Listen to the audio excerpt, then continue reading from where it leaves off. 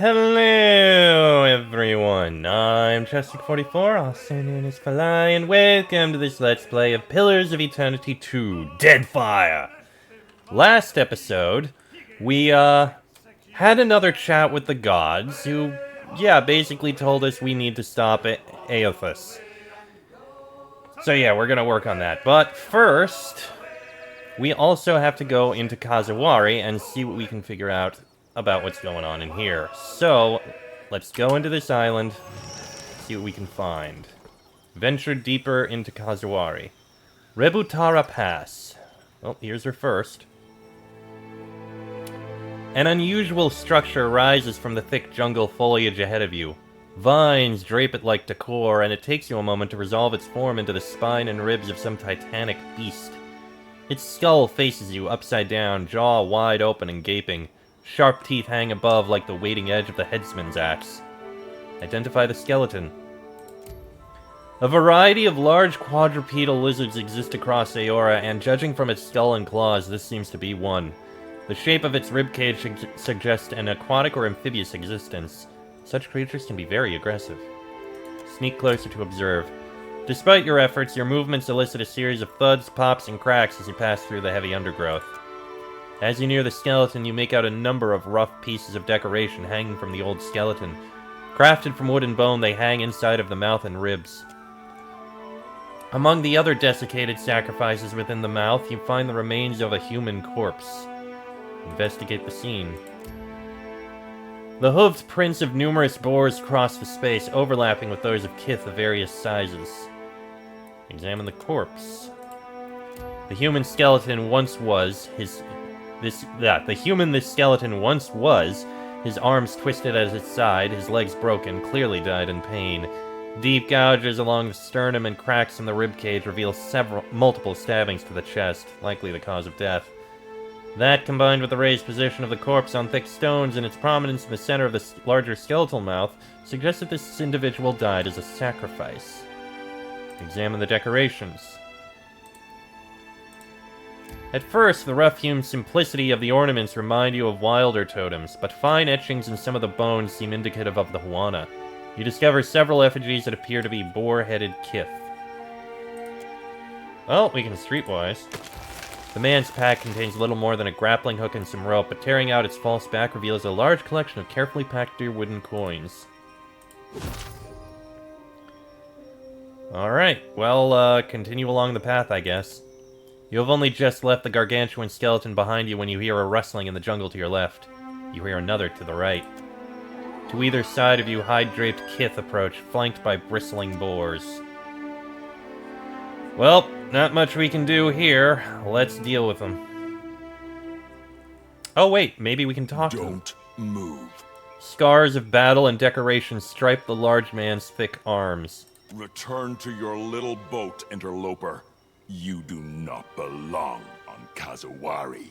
His companions, each equally well-armed and scarred, stand at ease beside their boar companions, eyes trained on you.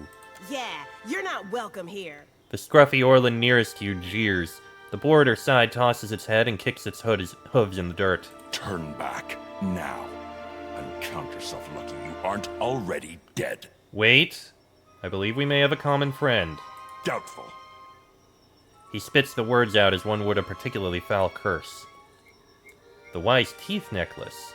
He gave me this. Do you recognize it? Good for you. He's a hard old bastard to please. Constantine elbows you in the gut. Diplomacy doesn't count for shit on this island, but its people do respect power. He's careful to keep his voice low.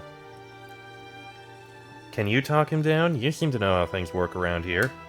I can try, but I can't see how it'll do much good. Constantine clears his throat and turns to Hateno, but Hateno cuts him off before he can say any more. So nice to see you again, Constantine. His lips twist into a vicious smirk. Can't say the feeling's mutual. You think I'd pass up the chance to kill a coward like you, Constantine? He grins, all teeth. Let's talk about this. There's no reason for this to get bloody. No. Hateno hefts his blade and grins. The spirit of Muatu manifests beside you in a flash of light. His sudden appearance doesn't seem to register with the scarred Amawa and his crew. Why did we stop? We ran into locals, didn't we? I doubt they'll listen to reason. Best to kill them and be done with it. I belong on this island as much as you do. Let me through. You think she follows Toamawai, Hateno? Maybe the faces brought her here. What say, interloper? Do you trespass on the god's behalf? I am the Herald of Bereth. The Almawa snorts. You don't seem to understand this place at all. This one's resourceful. That much is clear. But their worth, that I'll leave for Tuamawai to judge. Pass then, but watch your back. Hateno, Skibiel, and the rest of their crew fade into the brush with little more than a rustle of leaves. Skibiel's boar lingers a moment, its beady eyes trained on you before it too disappears into the forest. Hey, Watcher, I need to, be straight with you about something. Oh, do you now? You weren't willing to talk with me before, but now you are? Yes, please do tell me how you used to come from here. I've been here before. Seems like you did a lot more than visit. Yeah, you got me there. You're too perceptive, you know that? It's almost creepy. This place, it's not just an island full of crazy druids and giant boars. It's a competition. There's an actual arena in the middle, but that's just where people congregate. The entire island is a trial, one that I fought in. How long ago did you fight here? A few years. When you caught me in Nekataka, I was at the tail end of a long rest. Yeah, tail end of a long rest massaging people. That kind of life. Wake up, fight, sleep, every day for weeks.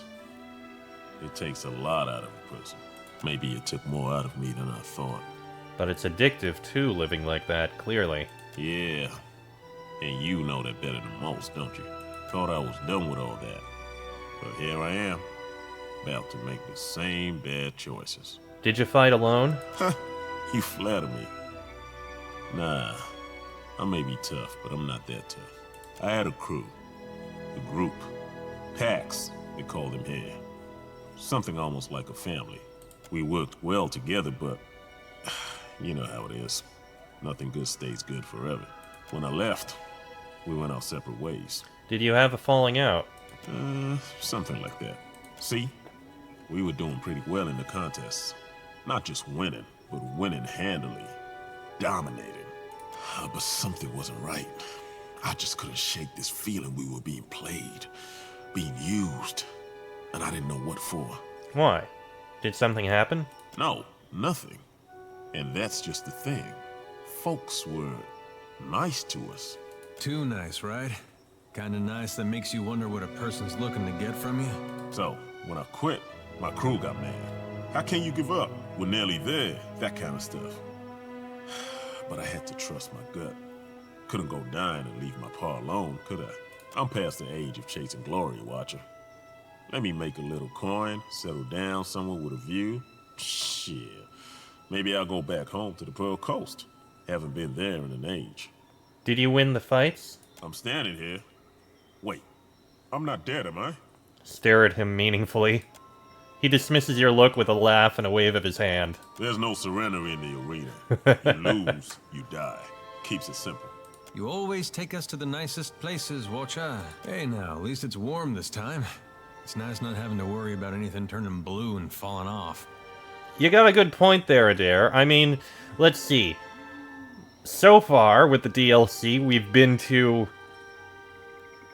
the coldest area of the ass end of nothingness, and inside the body of a giant tentacle monster with orifices I didn't even know existed. So being in a deadly jungle filled with dangerous animals is actually a nice break. Can you give me any insight into what's to come? Can't say I know what'll happen till it's happening, but I'll tell you what I can when I can. He shrugs, his large hands turned palm up. Anything more than that'll just be idle speculation, and that's not really my thing. Alright, we should get going. Yeah, not a safe place to be standing around. He takes a deep breath and starts toward the forest's edge, dividing the foliage with the easy confidence of a ship parting the sea. Let me take a look at the gear. Oh yeah, this is the necklace I think we had. But anyway, you have Swift Hunter's Garb. Do we have anything better for you? Currently, it's exceptional recovery time and incoming crits converted to hits. Melee damage while flanked, resistance to dexterity, affliction, and stride. And I can make it superb, but let me see. You wear light armor. Is there anything that would be good? Not at that. Humility. Resist 10% chance to resist slash attacks. And resist pierce or crush. It's fairly unimpressive, all things considered. Basically, it's a chance to resist certain attacks. Next we have Effigy's Husk. Slash armor rating. When bloodied, an aura reduces the healing of nearby enemies. That doesn't seem the most important. Immune to perception afflictions. Hostile only raw damage on AoE on unconscious. I don't think so. That's heavy, heavy, and light. I think I'm gonna let you keep this. Oh, didn't mean to take it off. Lower damage while flanked, or resistance to dexterity afflictions and stride. Well, I'm definitely gonna make it superb. Don't know if I'm gonna do legendary, but still. Lower damage while flanked. Seems fine to me. As for the weapon, you wield pole axes, don't you? I think that's your main type. Battle axe, pole axe, pike. Yeah, battle axe, pole axe, pike, and Morning Star. Let me see. So currently you've got this, which is exceptional. Standard attack AoE hits primary target and up to 3 additional targets, friend or foe. Not the best. Return damage to the attacker. Okay. Let's see. What else do I have? Great Sword, Quarterstaff, Grimoire, Wand, Crossbow, Mace, Battle Axe. Oathbreaker's End. I think this was a very good one. Requires 2 hands to wield, but deals increased damage, and scoring a crit causes a target to take 5 raw damage per 3 seconds for 25. Enemies killed while under the effects deal 20 raw damage to nearby enemies, which I can't do, or restore 20 health to all nearby allies. Found guilty would be better, but this is a good axe. Warhammer, Greatsword, Large Shield, Morning Star, Will Breaker. Lower will, higher action speed, chance to shake it. No.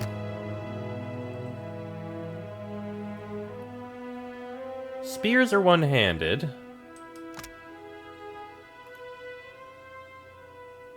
Reaches out to pull a distant target to the wielder, dealing damage and whatever. Okay, this is a lot of extra abilities that it would get.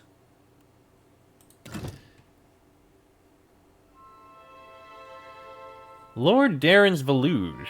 Oh wait, Barbarian Druid Fighter, you can't. You know what? I think we're gonna do this. You can hold on to the poleaxe, but this seems like a very, very good axe. I would rather found guilty just because it does more damage, but I'd need another one of these carapaces. So we'll keep our eyes out for one of those. But I'm fine with that. Anything else we can give you? Let's see. You've got the Missile Gloves, which will be a nice boost. You've got the Stormrunner Cloak. Armor rating against water attacks, armor rating against freeze attacks, armor rating against shock attacks. Not necessarily the most useful. But I don't think we really have much... well... You don't have stealth. It's not the most useful. Never mind. Your boots are leap, so you can jump in if need be. Indecisive, that's... It gives some kind of benefit. That doesn't matter. Two-handed melee weapons. I think that'll still count for this. They're not going to give you that. Okay. Much as I'd like to give you more, I think we're fine as we are. Now then, let's get back to moving through this place. I have a feeling there isn't really anything of note around here. Yeah, I'm just gonna head on out. Okay. That was a bit of talking and getting our characters settled in. And this change of weapon should make things interesting. Looks like I can pick up some things around here.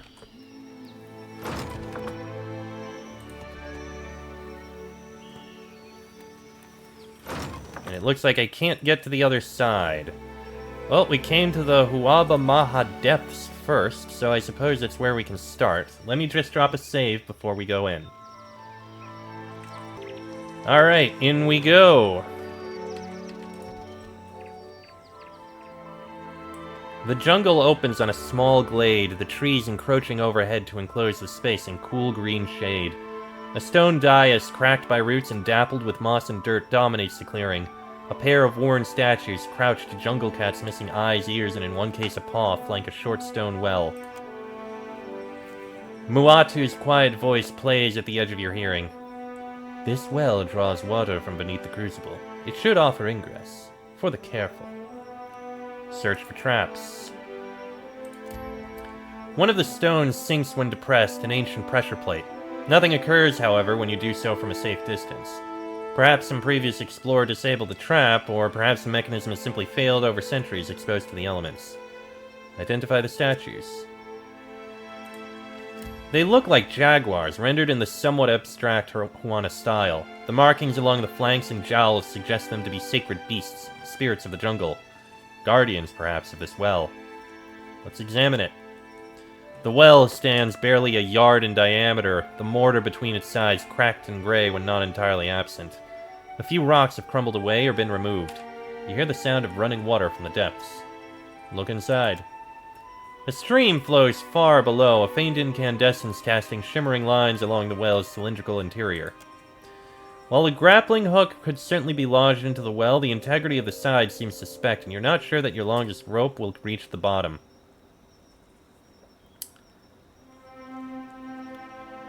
Tie a rope to the cat statue. You tie a rope around the cat statue's neck, not unlike a collar.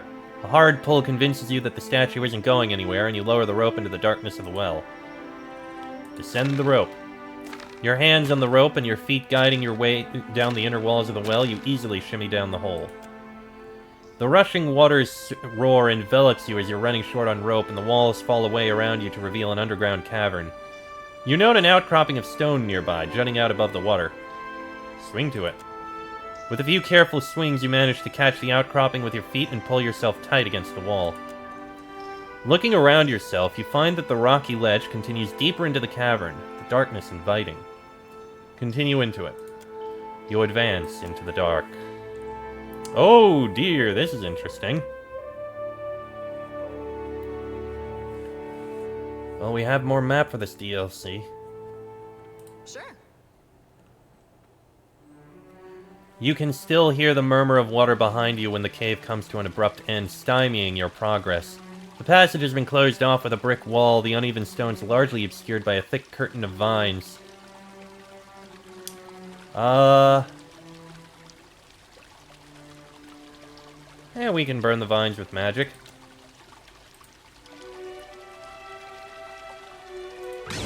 With a few chanted words and hand signs, Aloth conjures a flame to burn away the vines. In their absence, the wall loses much of its cohesion and collapses. Little light is visible through the hole in the wall, but you can just make out a sound that could be the babbling of water. Or of kith. I feel like this is an alternate entrance. I kind of want to look at the main entrance. Sure, we can sneak in. Or we can just walk in the front door and hopefully use diplomacy.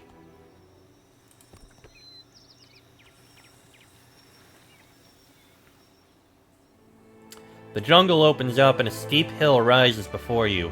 The contesting songs of birds and insects fill the air. The faint suggestion of a path winds through the tall grass towards a shadowed structure above. A large round stone, its face covered in whirling etchings, rests in the grass. A hole exists through the center of the otherwise solid slab, rendering it a ring. The hazy form of Muatu shimmers at the edge of your sight. Oh, a proving stone! You'll find an entrance to the crucible at the top of the hill. The stone will unlock the way. You'll have to carry it up the hill, though. That's why it's called the Proving Stone, because it's really heavy, and there's a hill, and, well... If you can manage getting it to the top of the hill, you'll be entitled to undertake the rite of passage. Adair shades his eyes as he chews a piece of grass. Looks like fun. After you, Laniara. We do it together, shouldn't be too hard. Constantine shoots Adair a meaningful look as he rolls up his sleeves and does a few stretches to limber up. Pushing the stone up the hill does not seem like it will be a pleasant task. Let's see. We can summon magical help! The chanted phrases stir the air, the essence answering their call. Your conjured beast peers at you for a moment before lumbering to the stone. It lifts the rock easily from the ground and carries it to the top of the incline, where it drops it with a heavy thud. In a flash, the entity vanishes and you begin to climb the hill. The walk up the hillock feels arduous even without the proving stone, and as you near the top, your legs burn in complaint. You step into the shade of a small ruined plaza, its stone floor worn with age and cracked by the roots of the trees that border the space. Carpets of moss creep from the cracks, spreading along the exposed dirt like blood seeping from a wound.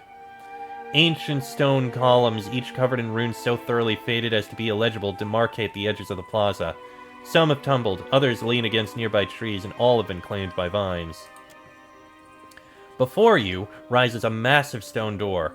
Before it, a slightly raised pedestal. Examine the door. The door seems set into the stone itself, and you can find no mechanism for opening it. Examining the fine details carved into the door reveals reliefs depicting the hideous, snarling faces of three animals: the spider, the boar, and the dreaded Stelgar, a ferocious saber-toothed cat. Those creatures are all considered sacred to Tuamawai, the Huana god of the hunt. How about the pedestal? Roughly a meter tall, the pedestal is a little larger around than a particularly healthy melon. In both material and construction, the plinth reminds you of the proving stone. It even bears similar markings. A small gap exists around the base of the pedestal, as if it extends deeper below the surface of the plaza. We'll place it on the pedestal. The rock, I mean. You heave the rock onto the pedestal, and the former slides perfectly into the hole in the center of the ladder. With a sound like the fall of a great tree, the pillar slowly slides into the ground, lowering the proving stone with it. As the stone sinks, the great stone door sinks with it, disappearing into the ground. The open archway reveals a tunnel leading into what appears to be a well-lit bazaar, replete with small stands with cloth awnings and small pennants draping from long hempen lines. The scent of cooked meats and a jovial din of conversation invite you in. As you enter, you overhear a distant cheer. Well, we've managed to solve both ways in. Beautiful. And we'll be talking to people as we come in here. A constant low hum of conversation melds with the distant purr of cascading water. The warm sense of spices and cooked meats almost masks the stench of body odor. Almost. Several pairs of eyes watch you. Welcome to the Temple of Tuamawai, Watcher. Home sweet home. Smell that? Smells real inviting. I've never seen the proving entrance open before. Who are you? Sporting leather armor festooned with bright feathers, the woman holds herself like an experienced warrior, a veteran based on her limp. I'm Laniara, Watcher of Cadnua. That's his fortress back in the Deerwood, where we're from. It's in great shape. Real imposing. Adair gives a firm nod. A watcher? She swallows and looks to the door, then back to you. I suppose that explains things. A bit. But why are you here? A dead man told me to use a big rock to open the door. Silly, I know, but that's true. A dead man? A spirit, you mean? The stories say the souls of this place once called to potential contenders, but I've never heard of anyone speaking to an actual ghost about it. Those who arrived at Kazuwari uninvited were considered soul-summoned. Each had to prove their worth by dragging the stone to the top of the rise, hence the name. It would ensure that those who came to the arena were worthy of the honor. Things changed, though. The contest has changed. I was told people here needed my help. Your help? With a slight frown, the guard scratches her shoulder in thought. You should speak with Humaire. If you've got questions, she's the one to tell you more. Everyone here is a contestant? Not everyone. Many merely spectate. Others run shops or see to the site's safety, as I do. Can you tell me more about Humaire? She maintains the arena, organizes trade, directs the wardens, things like that. The Queen of Kazuwari, in a manner of speaking. Fair enough. She's not in charge exactly. More a custodian chosen by the faces. She communes with them. Where can I find Humaire? Up top. She should be watching a match in the arena. She gestures through the nearby door. A large set of stairs rise along the northern edge of the large, shadowy chamber beyond. Who or what are the faces of the hunt? Tawamawai, the hunter god. He oversees the contest. It's, easier experienced than explained. Trust her on that. You'll be meeting the faces soon enough. Noted. Do I know you? You look familiar. Not unless you're doubling as a regular at the Wild Man. Well, thank you for your help. Of course. How about we put some distance between ourselves and the Imawa with blades? Sure, but I believe there's merchants here we have to speak with. So, I'm gonna end this episode here. Next episode... Yeah, I was right, it's way over there. That would be sneaking in. Next episode, we're going to do some walking around and exploring and probably taking part in this challenge. But that'll be in the next episode. So until then, I am Chester44, also known as Falai. That is Laniara, Adair, Jolty, Constantine, and Aloth. This has been a Let's Play of Pillars of Eternity 2, Deadfire, and I shall see you all next time.